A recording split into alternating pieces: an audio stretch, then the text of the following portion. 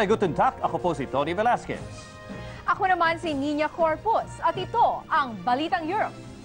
Samahan niyo po kami sa paghahatid ng mga mahalaga at makabuluhang pangyayari sa iba't ibang bahagi ng Europa. Saan man dako ng mundo, asahan niyong naroon kami, handang maglingkod sa bawat kapamilyang Pilipino.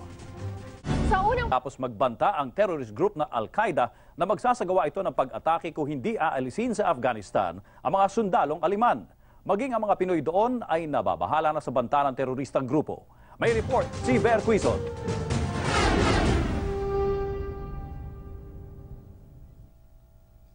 Ang banta ng Al-Qaeda, dadalhin nila ang kanilang pag-atake sa Germany mula Afghanistan.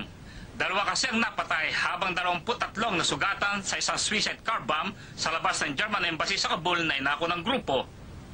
Sa isang video na pinalabas sa YouTube, sinasabing aatakihin daw ang mga lungsod ng Berlin, Cologne, Bremen na kinumpirma ng German Interior Ministry. Noong 2006 ay nabisto ang planong pagpapasabog sana ng Al-Qaeda ng dalawang regional train sa Cologne main train station. Tagpuan ng mga otoridad ang dalawang suitcases na may homemade bomb sa loob nito. Nagpahayag naman ng pangamba ang mga Pinoy sa Cologne dahil karamihan sa kanila ay train at bus ang sinasakyan pupuntang trabaho. Sumasakay ako ng train pagka pumapasok ako, pagka kailangan kong mamili ng mga gamit sa bahay, saka sa mga hobbies ko, kaya hindi ko may iwasang hindi sumakay ng train, kaya matakot man ako hindi, talaga sasakay ako ng train. Iba yung pag-iingat na lang daw ang kailangan.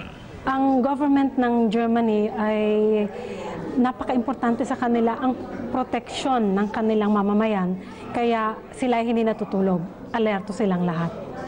Umaasa rin ang mga Pinay dito sa pahayag ng mga otoridad na pag-iigtingin ang seguridad. Hindi kailangan na mag-i-stay na lang ako sa bahay. Kailangan namin ng mamili, katulad ng pangangailangan sa bahay. Kaya araw-araw, kailangan na lang natin yung mag-ingat tayo. Dahil na rin sa pagtiyak ng mga otoridad sa mahigpit nilang seguridad, kahit papaano ay nakakahinga ng maluwag ang mga Pinay dito. Gayunman, dinadaan din nila sa sama-samang pagdarasal na huwag sanang matuloy ang banta ng mga terorista. Para sa Balitang Europe, Ver Quizon, Cologne, Germany.